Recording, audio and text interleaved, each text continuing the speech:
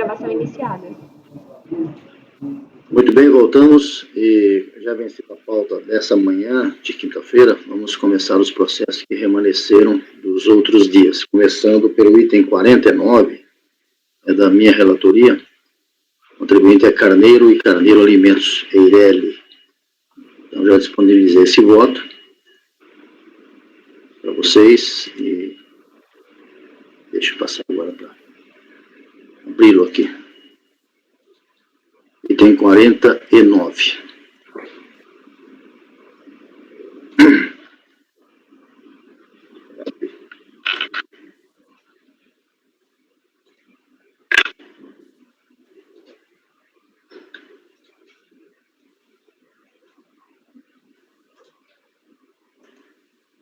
Não consegui abrir o ar, consegui. Vamos lá, Carneiro. Vou direto ao voto, como eu sempre faço, se necessário, volto ao relatório. Folhas 10. Aqui, o quadro é o seguinte, folhas 11, na verdade. Já passando a legislação, que eu reproduzi. No caso concreto, a autoridade tributária da DRF Belo Horizonte emitiu o ADE, número tal, mediante a qual o recorrente foi excluído simples pela ocorrência de duas infrações a saber. Uma, ter sócio que é administrador ou equiparado de outra pessoa jurídica com fins lucrativos com a receita bruta global somada, ultrapassando o limite previsto na lei. Na época era 3.600.000. E B, ter sido constatado que no ano calendário 2013, a partir de janeiro, o valor das despesas pagas superou em 20% o valor dos ingressos dos recursos. Então, são dois motivos, né? Só é administrador de empresa e com a soma do faturamento passando do limite e as despesas superando em 20% dos ingressos. Contra essa imputação, revelou-se a recorrente expondo os argumentos trazidos no relatório. Aí eu vou analisar cada um dos casos, iniciando pela participação do sócio. Em longo arrazoado e documentos acostados, o físico apontou que Carlos Eduardo de Souza Carneiro, além de ser sócio da recorrente, também era administrador da empresa Organizações Mangabeira Limitada, CNPJ tal, e que a soma da receita bruta de ambas superava o limite fixado no período de 3.600.000. Em contraponto, a defesa da contribuinte sustentou em epítome que no período fiscalizado, de janeiro de 2013 a dezembro de 2015, o sócio Carlos Eduardo de Souza Carneiro detinha somente 10% do capital da empresa Organizações Mangabeira, e que a suposta irregularidade foi fulminada pela decadência nos termos do artigo 154 do Código Tributário, e que, conforme a alteração contratual protocolada na Junta Comercial de Minas, em 1º de fevereiro de 2011, o Carlos Eduardo de Souza Carneiro cedeu parte das suas cotas para a senhora Nina Lúcia de Souza Carneiro, permanecendo então só com 10% do capital, e estaria dentro da norma. Pois bem, compulsão nos autos tem-se o seguinte rol documental e probatório. Então eu trouxe tudo que está nos autos, que a fiscalização fez um trabalho bastante profundo nesse aspecto. Aí eu trago lá a participação de Carlos Eduardo como sócio e administrador da recorrente. Primeira alteração contratual que está aí. Aparece o nome dele, 90%. A data embaixo, 22 de agosto.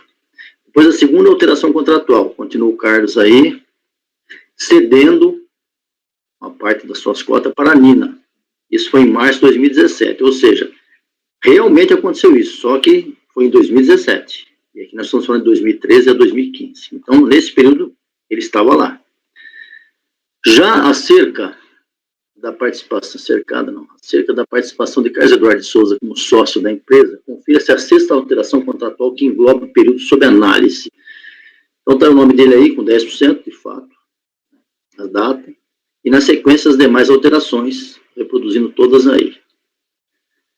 Sobre as receitas brutas, depois eu comento da infração, estou trazendo só os documentos probatórios. Sobre as receitas brutas e da recorrente das organizações mangabeiras e o excesso apurado. Então está aí o valor da Carneiro, mais da Mangabeira, com o resumo feito pela fiscalização, 10.957.000.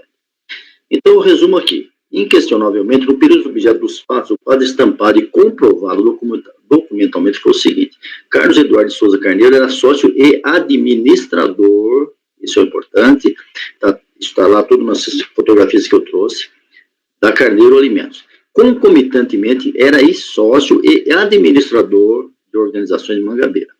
O faturamento somado de ambas as empresas, também fato incontroverso nos autos, atingiu um montante muito além do limite, 10,9 milhões para 3,6 milhões, ou seja, mais de 3 vezes acima do permitido. Nesse contexto, induvidosamente, a acusação fiscal se consolidou e a exclusão da recorrente simples foi ato irretocável. Por quê? De se esclarecer que, ao revés do entendimento da defesa, a exclusão não foi pelo fato de Carlos Eduardo de Souza Carneiro deter mais ou menos de 10% de participação em Carneiro e Carneiro ou nas organizações de Mangabeira, mas sim ser administrador de ambas, o que restou sobejamente comprovado pelos instrumentos contratuais que eu reproduzi acima. Com isso, a exclusão subsumiu-se ao artigo 3º, 2, caput, parágrafo 4º, 5 da Lei Complementar 123, exatamente como fez a fiscalização, e não o inciso 4 do mesmo dispositivo, como entendeu a recorrente. O inciso 4 fala de ser sócio, o inciso 5 fala de ser administrador. Eu reproduzi aí. Linha de acordo com a pacífica jurisprudência do CARF, e igualmente dessa mesma nossa turma com relatoria do conselheiro Luciano, agora em outubro de 2020, que eu trouxe aí a emenda do voto do acordo relatado pelo Luciano. Pelo exposto, nesse tópico, nego o provimento ao recurso voluntário. Vocês querem comentar sobre isso, alguma coisa? Ou votamos depois?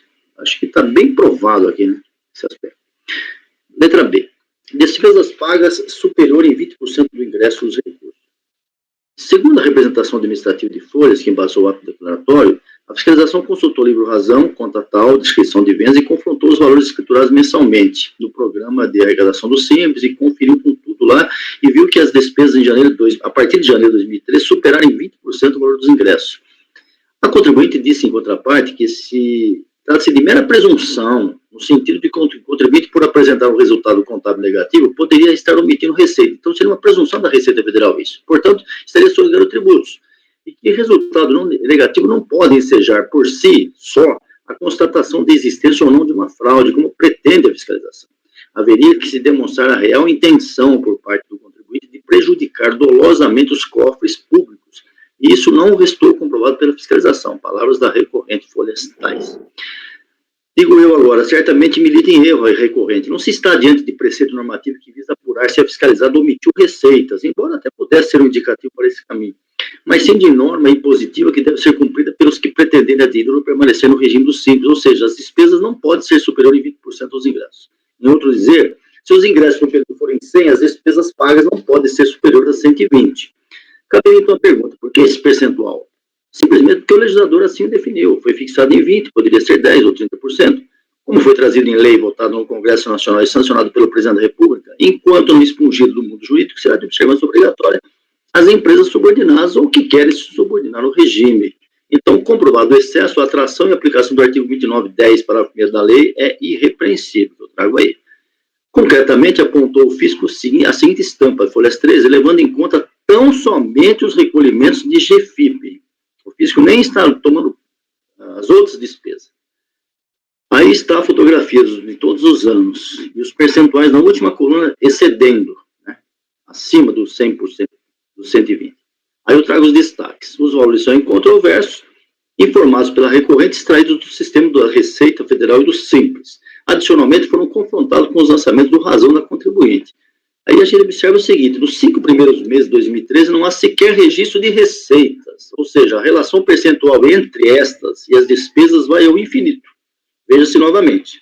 Ou seja, pagou-se tudo isso aí que nós estamos vendo, 150, 160 mil, mais de 800 mil reais em 5 meses sem receber um centavo.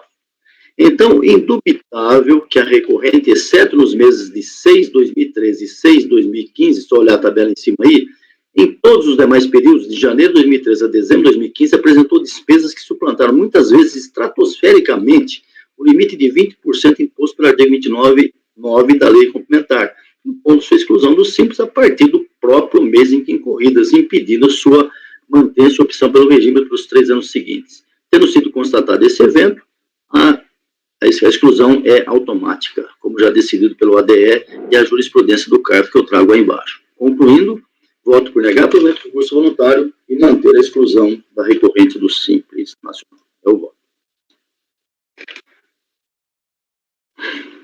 Nada? Ninguém vai falar? Então tá bom. Mantida a exclusão, negado o provimento unânime. Seguindo, vou ao item 53, relatoria do conselheiro Luciano. Nicola Colela, Indústria de Roupas. Luciano, por favor, breve relato e o voto. Sim, presidente, só um minutinho. Já está na base. é o Nicola. Vamos lá. 53. Tá?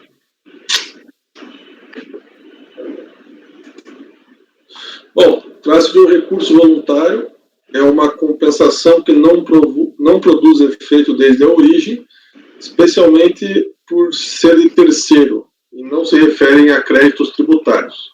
Ele apresentou uma compensação tendo como objeto um precatório. Na manifestação de inconformidade, a contribuinte alega que a propriedade do crédito seria sua, pois houve cessão do precatório em seu favor, com base na autorização do artigo 78 do ADCT,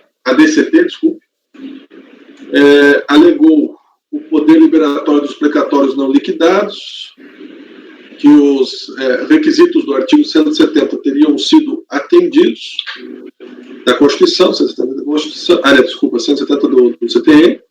Além disso, o decreto 1647/95 autoriza o Ministério da Fazenda a negociar as obrigações vencidas e vincentes. Alegou que o artigo 78 do ADCT não precisa de qualquer regulamentação, não poderia a lei ordinária limitar a utilização do precatório, direito previsto na Constituição, inclusive o direito de compensação. Alega que não houve crime de ordem tributária, nem deveria haver a imposição de multa, em virtude da não homologação, e que a reforma do despacho decisório ou, eventualmente, a análise do crédito. A DRJ julgou pela improcedência,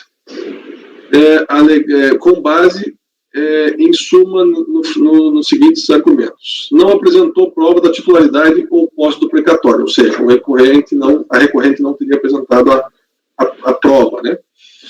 Não há documentação nos autos que comprove a existência de precatório. O precatório seria estadual e não federal. Não há previsão legal de compensação por meio de precatórios. Os créditos e débitos a serem compensados somente pode ser do sujeito passivo, não podendo haver cessão, como no direito civil, e o precatório não teria natureza tributária. O recurso voluntário. A contribuinte reitera as razões da manifestação da inconformidade. Alega também que não houve determinação de pagamento do precatório emitido por culpa da Fazenda Pública, que tal atraso não obsta à compensação, pois o artigo 100 da Constituição autoriza a cessão e utilização de precatório para pagamento de tributo, e o afastamento dos argumentos da recorrente infringe o contraditório e ampla defesa. Vou para a tempestividade e admissibilidade. O recurso é tempestivo e atende os requisitos de admissibilidade. Preliminarmente, item 4, contraditório, ampla defesa e verdade material.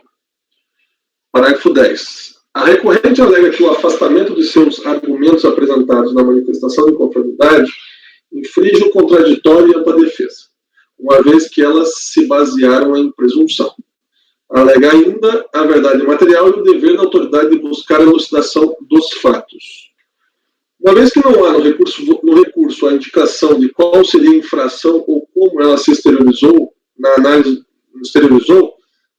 dos autos não se constata qualquer vício nos procedimentos realizados junto a este processo. Tem-se ainda que as decisões foram fundamentadas, restando apenas a discordância da recorrente, o que não justifica qualquer reforma das decisões anteriores. O não acolhimento, por si só, dos argumentos da requerente não caracteriza infração ao contraditório e ampla defesa. Quanto à verdade material, também não há indicação ou constatação de infração. Pelo contrário, a autoridade requereu documentação à recorrente, o que não foi atendido, folha 122.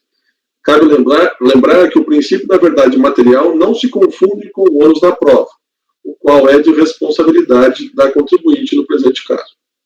Assim, não devem ser acolhidos os argumentos indicados nesse tópico. Titularidade, comprovação e compensação. A contribuinte apresentou declarações de compensação intentando compensar débitos tributários seus com precatórios. Quando requerida a respeito da documentação relacionada ao precatório, a interessada não se manifestou. Junto com a manifestação de conformidade, apresentou cópias de partes dos autos do recurso especial número 37.056, do Paraná, folhas 187 seguintes, Ocorre que na análise dessa documentação não se consta o nome da contribuinte. Mesmo que constasse, não há comprovação de que tenha havido a emissão de precatório e que esse tenha sido feito em nome e titularidade da recorrente. Também não há nenhuma comprovação de que eventualmente o precatório tenha sido transferido para interessado. Assim, não há comprovação de existência nem de titularidade do título que daria direito ao crédito. Vou dar esse título por documento.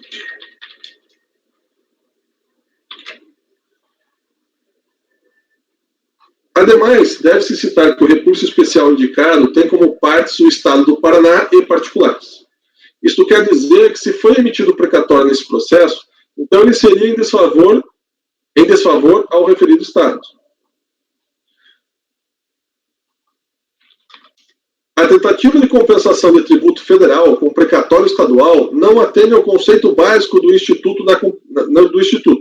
Segundo o artigo 368 do Código Civil, se duas pessoas forem ao mesmo tempo credor e devedor uma da outra, as duas obrigações extinguem-se até onde se compensar. A compensação tem como pressuposto que haja duas partes na relação jurídica. Tais partes devem ser, ao mesmo tempo, credores e devedoras uma da outra. No caso em questão, a recorrente é devedora da União, mas esta não é devedora da primeira. Sim, o Estado do Paraná. Em tese, seria. A relação aqui não comporta uma compensação. O que ocorre é que a recorrente está pretendendo apresentar uma dívida do Estado do Paraná como forma de pagamento de débito seu perante a União, como já dito, não caracterizando uma compensação, mas, eventualmente, uma cessão de direitos ou uma dação em pagamento, que são coisas completamente diferentes da compensação. Tal tentativa não encontra fundamento legal, tentando ainda a contribuinte fazê-la de uma forçosa interpretação em fase da União.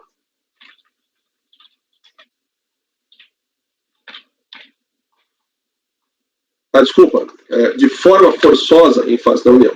Ressalta-se que também não se trata, não trata a previsão no artigo 78, parágrafo 2º do ADCT de compensação, como cita a recorrente, pois o texto dispõe sobre poder liberatório do pagamento de tributos da entidade devedora, o que não é o caso, pois a União não é devedora.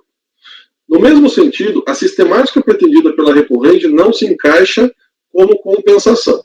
A pretensão da requerente é que ela apresente os precatórios estaduais à União, a qual os aceita e, quando liberado o dinheiro pelo Estado, então haja a quitação do débito, mas sendo feita a extinção dos débitos da interessada perante a União no momento da transferência do direito contra o Paraná. Não há qualquer fundamento de ser dessa situação. A União, no lugar da contribuinte, deveria aguardar por um valor a ser pago pelo Estado devedor, simplesmente porque esta assim entende que deve ser feito. Não há, assim, motivo para acolhimento desses argumentos, nem para reconhecer o direito pretendido pela recorrente. Quer julgar preliminar, presidente, ou continuo? Ele não demonstrou que tem titularidade e assistência. Desculpa, será que o microfone estava fechado? Não, vamos continuar. Pode continuar? Tá. Agora está bem baixo o seu microfone para mim aqui. Mérito. Inciso 6, a reiteração, item 6, reiteração de argumentos da manifestação de conformidade. Conforme reitera ipsis literis as razões da manifestação de conformidade, com base no artigo 57, parágrafo 3º, do Regimento Interno do Conselho do RICARF, que dispõe, se a parte não apresentar novas razões de defesa perante a segunda instância, pode o relator confirmar e adotar a decisão recorrida transcrevendo. Tendo em vista que a parte não apresentou nenhum argumento refutando a decisão, em primeira instância, que não tenha sido transcrito, transcreve-se a decisão da RJ quanto a esse ponto. Aí eu transcrevi, em relação aos pontos que ela copiou, e a conclusão é, diante do exposto, voto no sentido de conhecer o recurso voluntário para, no mérito, negar-lhe provimento, de forma a manter a decisão da RJ pelos argumentos expostos. Esse caso aqui, presidente, inclusive, comprova aquilo que o senhor questionou, se nós analisávamos tudo certinho, para aplicar o artigo 57. Então, os pontos que eu entendi que não foram abordados e que ela inovou, eu fui lá e abordei na preliminar. Agora, as questões de mérito, que ela simplesmente reiterou, sem fazer qualquer nova manifestação, ou mudasse que era manifestação com o mesmo argumento, aí eu utilizei o 57 parágrafo 3º do RICAF, para transcrever a decisão da DRJ aqui.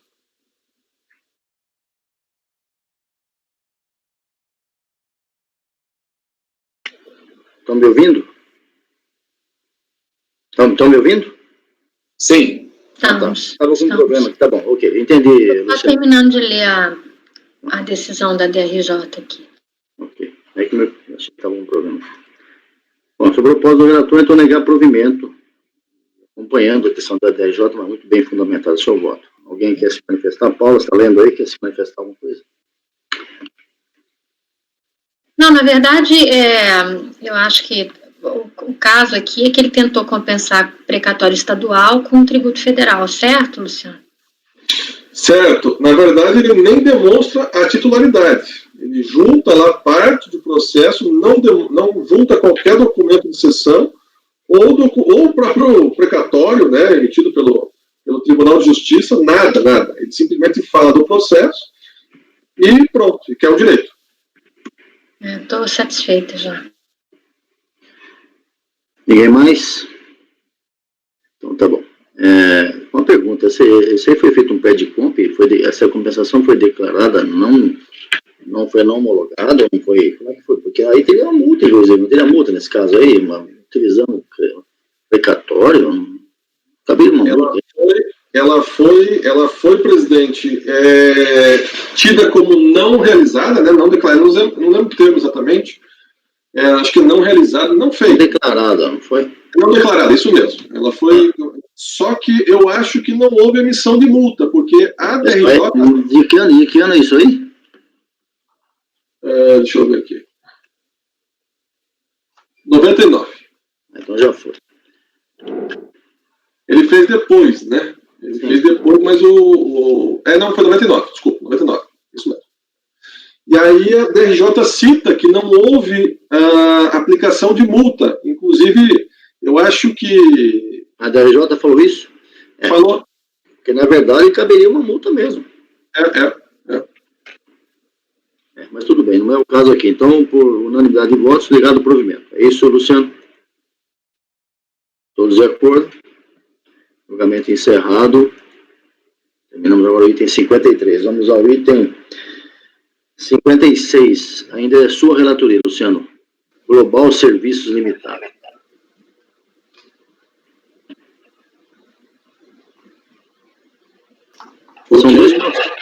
Na verdade, são dois processos, 56 e 57. Tem algum microfone abertinho aí. É o 56 e o 57. Eu não sei se são os mesmos. Está com ruído aí. Eu não sei se Pagando, eu sei. Tem microfone aberto. Os itens 56 e 57. Presidente, eu não consigo ver nem consigo vê-los nem escutá-los. Eu estou com um problema aqui na internet. Dá para ver. Ter que sair e entrar de novo. Ok, sai e entra outra vez. Enquanto eu vejo, Luciano, o item 56 e 57 é o mesmo contribuinte global serviço, e pelo que eu estou vendo aqui na pauta, um é imposto de renda, outra é contribuição social, é isso mesmo? Isso mesmo, são idênticos, presidente. Então vamos ver, vendo já viu os dois, é isso? Isso. Então vamos lá, faz o que você achar mais conveniente aí, vale para os dois. Eu vou seguir a ordem e vou colocar o 56. Tá bom. Estou de volta. Tá bom, Pagano, fecha o microfone, por favor. Pode relatar, Luciano, relatar aí o voto. Ok. Tá. Já antecipando, presidente, é uma sugestão para conversão em diligência, mas aqui, enfim, vocês vão ver. Vamos discutir sobre isso depois. Vamos lá. Mas pode resumir aí, se é conversão em diligência, diz o motivo, né, pelo qual você está fazendo essa proposta aí. Na verdade, presidente, ele coloca um monte de documentos, assim, deixa eu até ler aqui, vou direto ao ponto. É aquela questão básica, né, de não comprovação. Aí ele chega no recurso voluntário, junta um monte de documentos, só que nesse caso, ele praticamente chegou com os documentos e falou, tá aqui, ó, os documentos comprovam.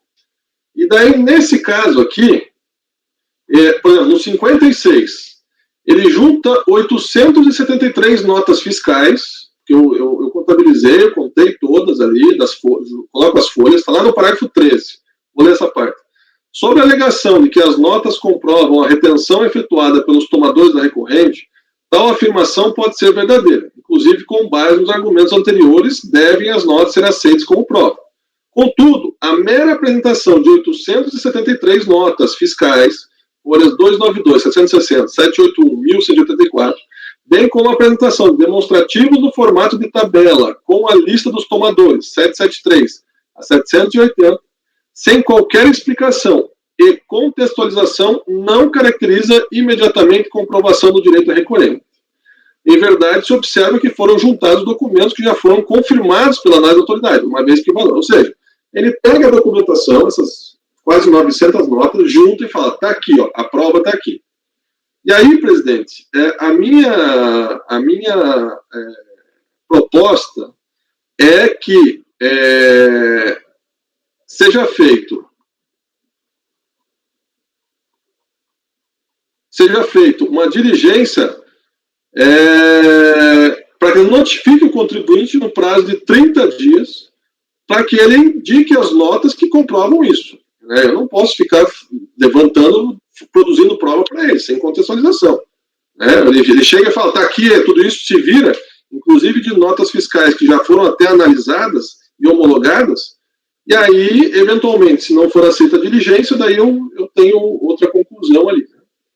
Mas a proposta inicial é que seja feita a diligência para que ele aponte quais notas. Eu também não acho justo a gente fazer diligência para a autoridade fiscal de forma que ela fique fazendo isso. Isso é obrigação do contribuinte, demonstrar. Apresenta recurso voluntário, junta a documentação e fala, está aí as provas, sem qualquer indicação, nada. Então, eu entendi nesse sentido. Perfeito. Paula, queria falar? Não, sim, a gente votou até um caso hoje, né, onde a gente dizia, ou hoje ou ontem, onde o contribuinte não tinha trazido as declarações, né, as DIFs, e a gente mesmo disse, olha, esse não é o único meio de comprovação do direito, né, ele deveria ter trazido o contrato, as notas fiscais, e aí, nesse caso, o contribuinte trouxe as notas fiscais. Eu concordo com o Luciano, assim, que não é só acostar os autos às notas fiscais sem fazer nenhum cotejo ou indicar onde o imposto foi retido, mas, por outro lado, ele apresentou um indício de prova, né? Então, pode ser que a diligência, nesse caso, seja factível para se avaliar isso. O problema, na verdade, Paula, é ele apresentar as provas. Eu acho que ele trouxe, ele cumpriu o que a DRJ deve ter dito, que não tinha prova, porque o Luciano está dizendo que essas provas estão jogadas dispersamente, né? Não tem uma sequência lógica, está trazendo para o julgador, ou mesmo para a unidade de origem, enfeixar isso aí de uma forma factível para poder julgar. Então, acho que a proposta do Luciano nesse sentido tem tudo a ver. Você que mostre para mim o que você quer trazer aqui. Resuma tudo isso aqui. É isso mesmo? Sim, exatamente também o que eu acho. Alguém mais quer se manifestar? Ele deve ter feito isso aí e falar, já que você está pedindo prova, está tudo aí. Então, por unanimidade, convertido em diligência, itens 56 e 57, julgamento encerrado. Seguindo o item 61, relatoria da conselheira Paula, Benji, seguradora S.A.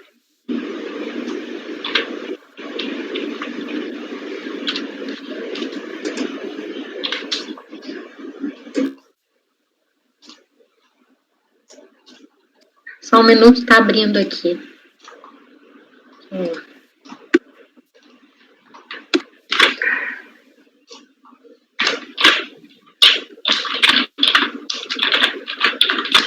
Eita.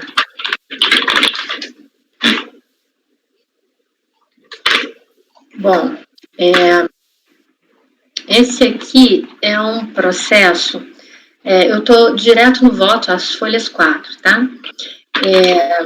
E é importante aqui só delimitar o que a gente está tratando, porque o litígio, ele cinge-se ao auto de infração para cobrança de débitos de imposto de renda retido na fonte relativo ao período de junho de 98 a dezembro de 98, os quais teriam sido compensados com créditos do mesmo tributo decorrente de saldos negativos formados nos anos de 93, 94 e 95. Tem uma preliminar de mérito aqui, que é importante, eu vou começar por ela, tem 3. Preliminarmente, impende reconhecer que tanto a decadência quanto a prescrição são matérias de ordem pública e devem ser avaliadas pelo julgador em qualquer instância e momento processual, motivo pelo qual passo aqui a analisar tal ocorrência. Suscita recorrente a consumação da decadência de parte dos débitos remanescentes lançados relativos a vencimentos com datas até 5 de julho de 98. De acordo com a planilha acostada às folhas 10 do volume 2 desse processo, ou a folha 392 do processo eletrônico, os débitos supostamente extintos por decadência seriam os seguintes. Ele traz uma planilha grande e eu delimito o que estaria aí dentro do pedido da decadência da recorrente dentro desse quadro vermelho.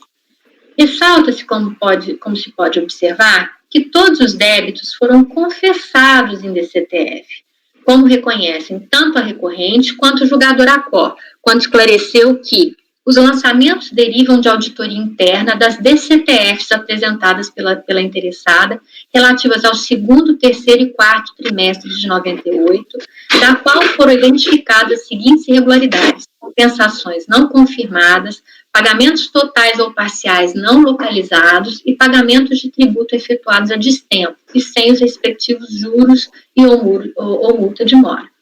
Considerando-se a hipótese de que não houve qualquer pagamento por parte do contribuinte, como entendeu o julgador ACOR, destaca-se o disposto na súmula 436 do Superior Tribunal de Justiça, que assim dispõe: a entrega de declaração pelo contribuinte reconhecendo o débito fiscal constitui o crédito tributário, dispensada qualquer outra providência por parte do fisco. Dessa forma, nas circunstâncias em que os tributos foram declarados em DCTF e não pagos, não há que se falar em decadência, pois os débitos estariam constituídos e poderiam ser inscritos em dívida ativa.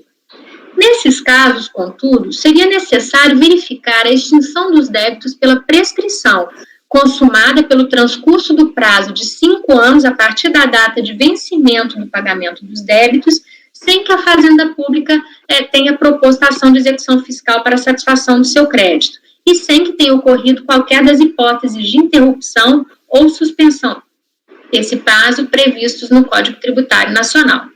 Pois bem, analisando-se o extrato de processo, as folhas 502 e 520, tem-se que a Receita Federal procedeu com a revisão das DCTFs em comento, notificando o sujeito passivo do lançamento apenas em 8 de agosto de 2003.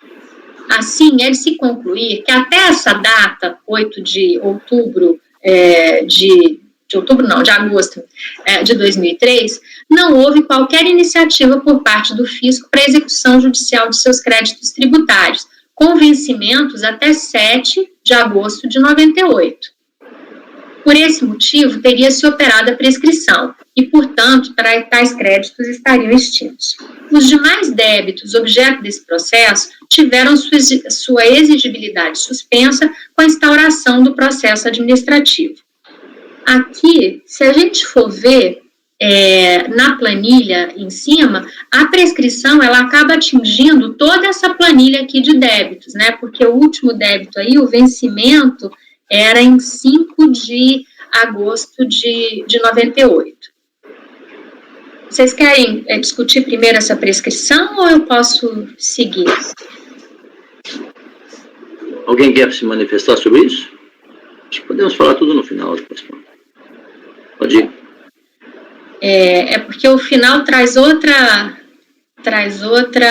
conclusão. Ainda que não seja reconhecida a prescrição por parte dos débitos, conforme demonstrado acima, alega recorrente que o lançamento integral não deveria subsistir, pois, conforme asseverado pela DRJ após a revisão de ofício dos valores quitados por meio de DARF, o litígio que subsiste se refere apenas aos débitos de imposto de renda retido na fonte que foram quitados por meio de compensação.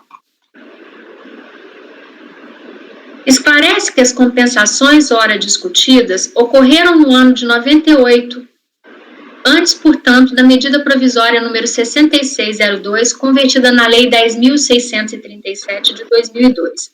Por esse motivo, as compensações independiam de requerimento direcionado à autoridade fiscal, nos termos da legislação vigente à época, que é o artigo 63 da Lei 8.383 de 91, e o artigo 39 da Lei 9.250 de 95 e artigo 14 da Instrução Normativa 21 de 97. Acrescenta ainda que, como possuía crédito decorrente de saldos negativos de RPJ apurados nos anos de 93, 94 e 95, procederam com as compensações de imposto de renda retido na fonte do ano de 98. Reforça suas alegações com a consulta realizada formalmente à Receita Federal no processo de final 9784, cuja decisão 155, proferida em 18 de 6 de 98 pela Secretaria da Receita Federal, da 6ª Região Fiscal, confirmou que tais compensações poderiam ser efetuadas sem necessidade de prévio requerimento. Para comprovar a existência do alegado crédito, a recorrente junta aos autos as DIPJs dos anos de 94 e 95, balanço patrimonial e controle gerencial dos tributos do período para comprovar a existência de saldo negativo de RPJ nos referidos anos, de 400, até as folhas 482 e 509. Eu vou parar um pouquinho aqui só para esclarecer um ponto. Ele está solicitando, né, o reconhecimento dessas compensações realizadas lá nos anos anteriores. Nesse caso, não se aplica, na minha opinião, parecer COSIT, porque não existia ainda a figura da DECOMP, né, para reconhecimento da dívida. As compensações, elas eram feitas diretamente nas declarações dos contribuintes. Inclusive, a contribuinte tem essa solução de consulta e essa decisão, né, que a Fazenda está acostada aí aos autos, em que a própria Receita Federal diz que ela poderia fazer a compensação direta, e foi o que ela fez.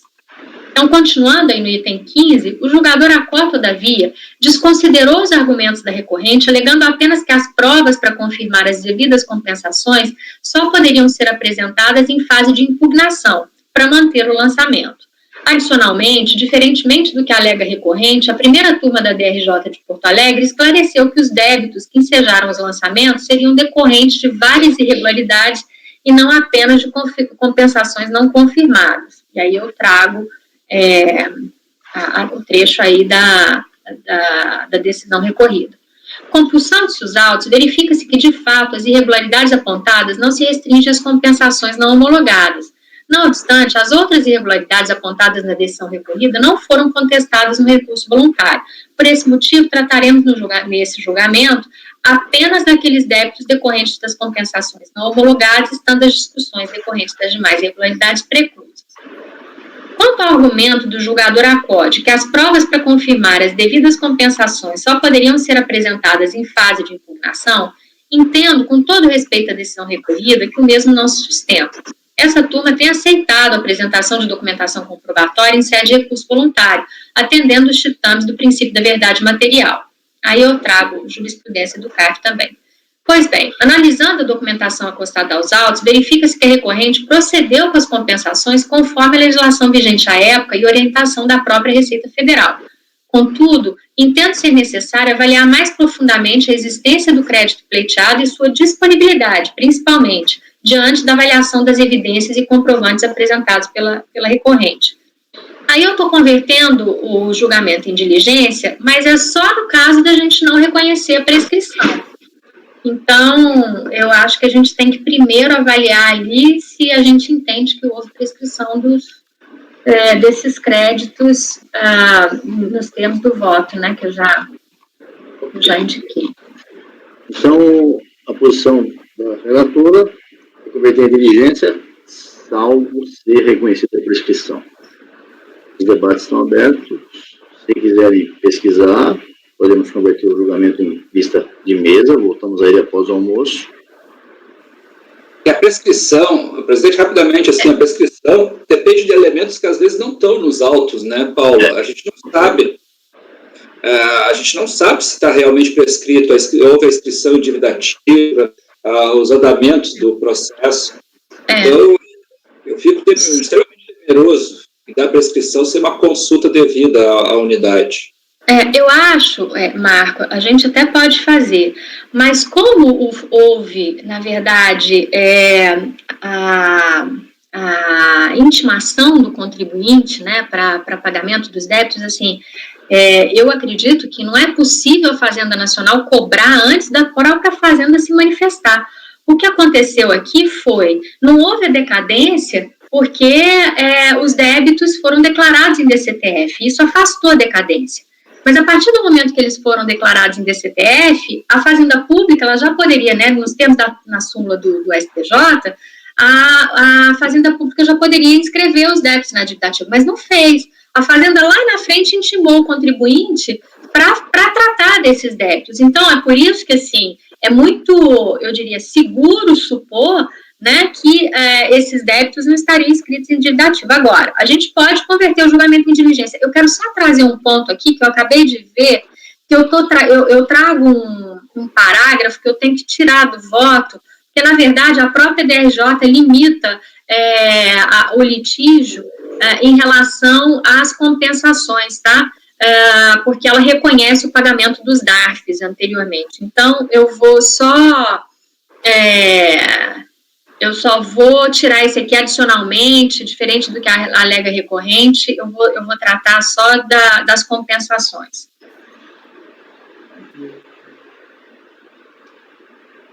Acho que tomar uma decisão dessa sem olhar bem os autos é realmente complicado, né? Acho que a colisão de diligência seria a medida mais evidente, né? Bom, eu até coloquei aí no final, né, se a gente entender que quer transformar em diligência, eu até anotei aí em amarelo, né, se for o caso, fazer avaliação mesmo da prescrição. Mas é possível fazer. Se eles estiverem realmente, de fato, prescritos, a recorrente só vai postergar um pouco uma decisão que já existe. Mas é de 2003. Eu não sei se a unidade de origem também chancelaria uma informação dessa que está prescrita. Esse é o ponto. Né? Na minha opinião, assim, reconhecer isso. Porque, gente, prescrição é uma matéria que é conta, né? Se você não encontra aí, não teve moratória, não teve nenhuma suspensão, não teve parcelamento, e como a própria Fazenda intimou para poder lançar esses débitos, eu acho que a Fazenda não ia lançar débito que já estaria inscrito em dívida ativa. Mas é só uma... Paula, os débitos foram declarados em DCTF sem saldo a pagar. Tá? Ele informou informações que depois derivaram à auditoria. Então, quando ele entregou a DCTF, eles não estavam aptos à inscrição, houve uma auditoria. Essa auditoria, para mim, interrompe a prescrição aqui. E aí, depois é que eles estão aptos, é que se reabriria. Não pode. O débito não vier com o saldo a pagar. Mas a auditoria não é causa de suspensão da prescrição, tá, Marco? A auditoria, aí o prazo seria... o que eu não entendo aqui se estava compensado e foi em aberto, por que isso gerou um processo administrativo? Entendeu? Era para ter sido inscrito em dívida ativa e ponto final. É isso que eu não consigo entender. Por que isso aqui gerou um processo para a gente? Porque, na verdade, você tem duas coisas. Tem um processo para o fisco lançar, caso ele entenda que, por exemplo, esses valores que ele confessou eram inferiores, mas me parece que não é isso, parece que tudo que acontece é que não teve pago, não foi pagamento, então você tem um prazo de 5 anos de decadência. Mas a partir do momento que confessou e que não existe a revisão do valor confessado, isso aqui devia estar inscrito em dívida ativa. Realmente acho curioso porque que isso aqui gerou um processo administrativo. Mas saldo a pagar. Na época, tinha dúvida se podia, tu tinha que descaracterizar a extinção na DCTF. Aí veio o procedimento de auditoria. Aí depois é que o saldo se encaminhava, identificava que aquele débito, na realidade, não foi compensado, é que se encaminharia ele para dívida ativa. Na verdade, é um procedimento que eu entendo, do ponto de vista jurídico, muito arriscado. Porque a partir do momento que você admitiu que ela tem o efeito de uma confissão de dívida, está correndo prazo para prescricional. Ô, Juliana, essa tabela que a Paula traz aqui no parágrafo 6º, ela mostra o seguinte, ó, ele fez a apuração do crédito tributário, depois ele pega e faz a vinculação, que é uma forma de extinção desses créditos, entendeu? Então ele coloca ali, a partir da competência junho de 98, ele faz todas elas com compensação sem DARF, que foi aquilo que é o objeto do litígio. Compensação sem DARF, por quê? Porque ele alega que fez a compensação no modelo de encontro de contas na contabilidade, que é o objeto da improcedência do acordo de primeira instância, pelo que eu entendi. Olha, ele não demonstrou que fez esse registro na contabilidade, esse encontro de contas. Então o que acontece? Ele não confessou os débitos, ele informou que ele tinha apurado, mas a confissão dele foi zerada, porque ela estava. Então, por isso que ensejou a auditoria, a revisão da DCTF para depois lançar. Eu acho estranho, mas aí, falar a verdade, Agro, pelo seguinte: vamos lá, ele confessa o débito, porque ele não faz é extinguir o débito, diferente. O débito está lá, o que não acontece é uma extinção. E aí, não havendo extinção, se não existe divergência quanto ao débito, não, mas olha só, Júlia, é assim, ó, a DCTF, Comissão de Confissão de Dívida, ele faz uma confissão de dívida e ele diz o seguinte, olha, eu apurei, no último período, Léo, 2.922 com 61, e eu compensei tudo isso dentro da minha contabilidade. A minha confissão de dívida é zero. Entendeu? Eu não posso pegar a nota promissória do sujeito depois e readequar ela conforme eu bem entender. Eu tenho que fazer o lançamento. E foi isso que foi feito. Estava lendo aqui, eu não entendi.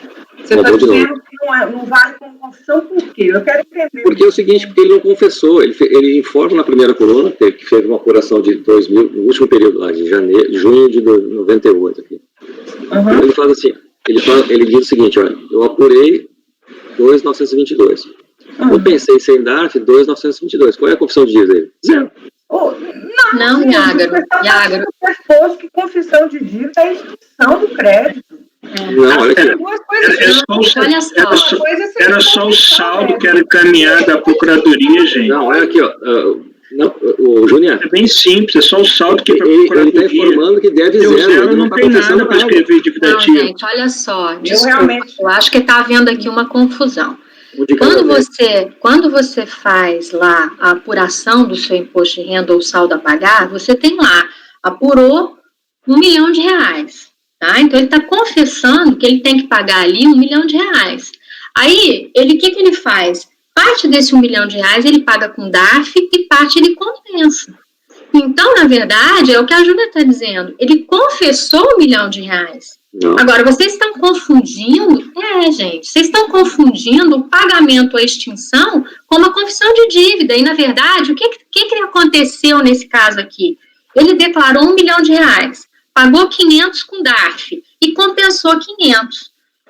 Aí, a procuradoria... Não, só um minutinho. Quando chegou 5 anos depois, abriu-se uma auditoria e disse o seguinte para ele, olha... Esses 500 que você disse aqui que compensou, essa compensação não podia ter sido feita assim. E vou lançar esses R$500. Aí o que ele falou? Falou, olha, peraí. Primeiro decaiu. Eu entendo que não é caso de decadência, porque ele confessou em DCTF, e a DCTF é confissão de dívida. Então, o que eu disse foi o seguinte, bom, se é confissão de dívida na DCTF... E ele não pagou, porque a Receita está dizendo o seguinte, eu não estou reconhecendo essa compensação, então ele não foi extinto, então aqui começa a correr o prazo prescricional. Agora, se eu entender que a DCTF ali não é confissão de dívida, que ele não houve a confissão de dívida ali porque estava zerado, aí é decadência. De uma forma ou de outra... de uma forma ou de outra, ele está extinto. Eu entendo. Eu entendo, quando eu fui avaliar esse caso, eu achei bem interessante, ele declarou que ele tinha lá R$1 milhão para pagar. Se ele foi extinto por DARF, por compensação, né, essa parte aí da extinção, desse crédito, não foi reconhecida a extinção, não foi reconhecido o pagamento, não foi reconhecida a compensação. Então, aí, nesse caso, eu acho que a gente está tratando de prescrição. Mas essa é só uma questão técnica, porque ou vai ser decadência ou vai ser prescrição. Não, é aí que tá. Onde estão as DCTF no processo? Quais são as folhas que eu quero ver? Está nessa listagem que a própria fiscalização elaborou. Está no meu voto. Qual é a DCTF transmitida pelo contribuinte? Onde é que está isso no processo? Então, as duas partes reconhecem, tanto a contribuinte quanto a fazenda, quanto a DRJ. Então, eu trago isso também no meu voto, mas eu vou pegar o número da folha aqui para você, peraí. Só para responder, enquanto você procura aí, para verificar se ocorreu a decadência efetivamente, né, eu concordo que não houve a confissão, daí nós teremos que analisar se houve a decadência ou não. O que ocorre aqui, nesses débitos que tem compensação sem DARF, é que não houve pagamento. E aí a regra não seria de 150. Entendeu? Exatamente. Entendeu? Então não seria de 150, seria de 173. Aí nós vamos ter que olhar do 173 se Mas não teve pagamento parcial? Teve. Teve pagamento de outros. Teve pagamento parcial com DARF e outra parte com compensação. E a parte de pagamento dos DARFs foi reconhecida pela DRJ. Pela DRJ. E aí, nesse caso, a gente cai no 150. Sim, mas colegas, olha só, foi só a primeira parte ali dos débitos. Nós temos uma relação grande de débitos ali. E só os primeiros 6, eu acho que é aqui que tem pagamento. Mas e o período? Porque, por exemplo, vamos supor que tem 10... São tributos diferentes, são tributos... Tem que ser o mesmo tributo. Tem que ser o mesmo tributo. Eu entendo que não é caso de decadência. Eu entendo que é caso de prescrição aqui. Paulo, você achou as DCTFs? Olha, a gente tem vários precedentes, acho, no CART aí, que abordam essa questão da CTF aí, com débitos vinculados, né? Com crédito. Pois é. Esse é um caso, inclusive, que eu converti em diligência esse processo que eu relatei ontem. Como é que está em DCTF? O cara zera a DCTF, não tem nada lá declarado. Isso que eu quero saber. Agora, voltando ao assunto aqui, ó, Paula, a DRJ diz assim, bota a DRJ, são três folhinhas, né? A interessada trouxe ao auto cópias de DARFs e tal, e os débitos declarados em DCTF têm caráter de confissão de dívida. Isso é o óbvio, né? Está aqui. Agora, o que é a DCTF? A decisão da DRJ tem 3 folhas, 3 páginas, das quais 2 são relatórios. O voto tem uma folha. É isso que eu queria saber. Cadê as DCTF para saber o que está declarado na DCTF? Que depois teve uma auditoria para verificar esses valores. Que é aí que surgiu toda essa história. Os DARFs estão as folhas do volume 1, das folhas 70 e... Deixa eu ver aqui. 74 do volume 1 até... Deixa eu ver aqui. As CTFs não estão nos autos, tá?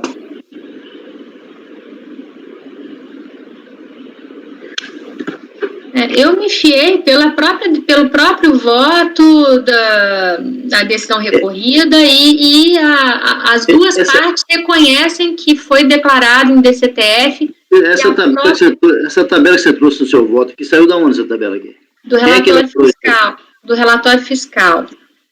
Não, o fiscal está aqui, olha, está aqui, tem não sei que número que é esse aqui, mas está dizendo, tem um crédito, pagamento, mas ele disse que foi confirmado só uma parte, tem um valor que sobrou. Isso, que é de compensação, que são essas compensações aí. Que não está aceitando, é isso? É isso? É, exato. Então, qual é a dúvida? Você acha que prescreveu por quê aqui? Porque ele confessou em DCTF, não se trata de decadência. E como não houve nenhuma iniciativa da Fazenda Nacional de cobrar esses débitos até a data de intimação do contribuinte para tratar, para falar dessas compensações, né, para o lançamento aí. Eu só queria saber o seguinte, eu vou tentar recuperar a minha memória aqui, vocês também pensem aí. O decreto, tem um decreto-lei de 98, 99, que trouxe a confirmação de que a DCTF era confissão de dívida. Antes ela não era. E tinha que fazer lançamento. Mas isso tem súmula do STJ. Tem súmula, você não pode retroceder a súmula. Se em 96, por exemplo, isso não constituía crédito tributário, não pode a súmula pegar. O decreto-lei veio dizendo... Eu concordo, Ciccone, se tiver essa margem temporal de que a época desse decreto não tinha característica... Eu vou pegar esse decreto-lei. Eu concordo com o raciocínio. Eu vou converter esse julgamento em vista de mesa, vou ver se a DCDF só passou a ser confissão de dívida a partir de 1999, por aí. Isso é um decreto-lei dizendo isso. Antes não 84. Era tanto... Oi? 84. É o decreto-lei 21.4 alguma coisa. É bem antigo. Ele está dizendo que não, que na época tinha que fazer o lançamento também. Então, talvez aqui esteja envolvendo, talvez, exatamente esse período. Por isso que a fiscalização fez tudo isso que está aí nos autos.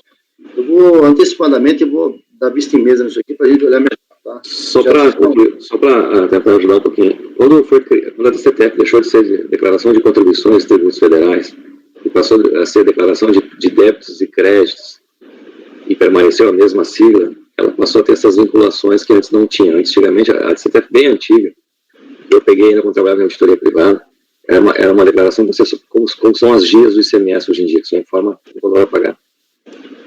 Depois é que ela teve essa conotação de o contribuinte fazer praticamente uma conta corrente nessa declaração. Eu vou então aqui já pela manhã, né? Já estamos em cima da hora e voltamos após o almoço às 13h45, por favor, porque nós temos ainda vários processos para fazer. Tá? Nós temos 1, 2, 3, 4, 5, 6, 7, 8, 9, mais 4 à tarde com 2 sustentações orais. Não quer fazer agora Ciccone? Não dá tempo? Meu problema é a Patrícia em Brasília. Patrícia, até que hora você pode ficar aí com a gente? Patrícia? Até às 18, presidente. Não, no almoço, bem. Meu dia. Eita, então nós estamos aí com 11h54. Eu não sei se tem algum processo. E esse que é o problema. Não sei. Acho que nós vamos começar e não vai dar para terminar.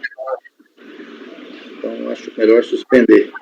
Evandro, você tem um processo do INDE 91, Evandro? Só pra, é rápido isso aí, você acha? É rápido. É rápido. Então, vamos fazer esse 91 e fazer... Esse aqui que nós estamos fazendo fica com vista em mesa, voltamos a ele depois do almoço. Item 91, Evandro, sua relatoria, contribuinte... Não é nem contribuinte, é um embargo, ações de embargo, não é isso? É embargo da unidade. Então vai. Vamos fazer isso aí que deve ser rápido. Item 91, embargos, relatoria do Evandro. Foi um processo que, à época, a Ebeli, que era presidente da turma, o contribuinte ele deu uma diferença do saldo que ele utilizou para compensar lá, era uma correção do RV, acho que do ano de 96, ano de 97, né? E a gente deu essa compensação para ele, né? Só que eu entendi à época que a unidade deveria ver se o crédito lá era suficiente. É por isso a gente deu um provimento parcial. A unidade verificou lá o crédito e entendeu que o crédito existe e já que a gente deu a correção, houve um erro lápis e a gente deveria dar um provimento total e não parcial, né? Primeiramente eu falo que eu entendo que se necessário esse embargo, que não é necessário, porque se não há litígio, né, eu entendo que o processo não era para ser devolvido. Mas também não vou ficar batendo nisso, não. Esse processo já deveria ter sido encerrado. Então, eu estou acolhendo os embargos para alterar de provimento parcial para provimento. Só isso, dar provimento. Alguma dúvida? Não. Então, encerramos. Voltamos às 13h45. Ainda sobrou tempo, viu? Obrigado, Patrícia. Até após o almoço, 13h45. Pessoal, um bom almoço.